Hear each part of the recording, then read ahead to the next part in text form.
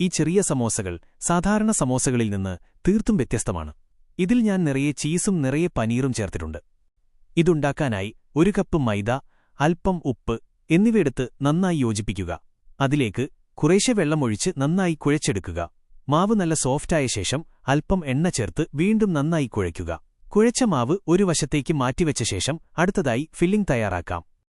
ഒരു പാത്രത്തിൽ നിറയെ പനീർ, നിറയെ ചീസ്, അല്പം ചെറുതായി അരിഞ്ഞ സവാള, ക്യാപ്സിക്കം, ഗ്രേറ്റ് ചെയ്ത ക്യാരറ്റ്, പച്ചമുളക് എന്നിവ ചേർക്കുക. 1 ടീസ്പൂൺ ചില്ലി ഫ്ലേക്സ്, 1/2 ടീസ്പൂൺ കുരുമുളക് പൊടി, അല്പം pizza seasoning, 1/2 teaspoon amchur powder, ആവശ്യത്തിന് ഉപ്പ്, ഒടുവിൽ ചെറുതായി അരിഞ്ഞ മല്ലിയില എന്നിവ ചേർക്കുക. ഈ ചേരുവകളെല്ലാം നന്നായി മിക്സ് ചെയ്യുക. ഫില്ലിംഗ് തയ്യാറായി കഴിഞ്ഞു. ഇനി നേരത്തെ കുഴച്ച മാവെടുത്ത് വീണ്ടും നന്നായി കുഴയ്ക്കുക. അതിൽ നിന്ന് ചെറിയ ഉരുളകൾ ഉണ്ടാക്കുക. ഒരു ഉരുളയെടുത്ത് മൈദയിൽ മുക്കി ചപ്പാത്തി പോലെ പരത്തുക. ഇതിനെ എത്രത്തോളം കനം കുറച്ച് പരത്താമോ അത്രത്തോളം കനം കുറച്ച് പരത്തുക.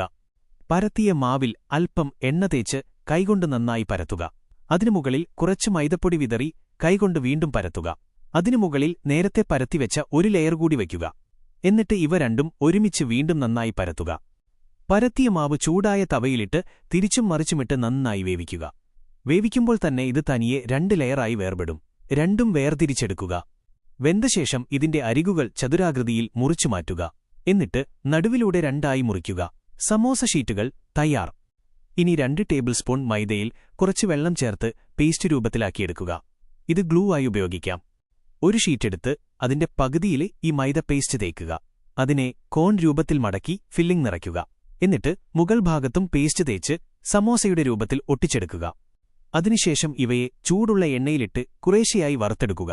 ഒരുമിച്ച് കൂടുതൽ ഇടരുത്. ചെറുതായി ഇളക്കിക്കൊടുത്ത് ഗോൾഡൻ നിറമാകുമ്പോൾ എണ്ണയിൽ നിന്ന് മാറ്റുക. സമോസകൾ തയ്യാർ. ഇതിന് ചട്നി, കെച്ചപ്പ്, മയോ എന്നിവയുടെ ആവശ്യമില്ല. എങ്കിലും നിങ്ങൾക്കിഷ്ടമുള്ളതിന്റെ കൂടെ കഴിക്കാം. റെസിപ്പി ഇഷ്ടപ്പെട്ടെങ്കിൽ വീഡിയോ ലൈക്ക് ചെയ്യുക, ഷെയർ ചെയ്യുക.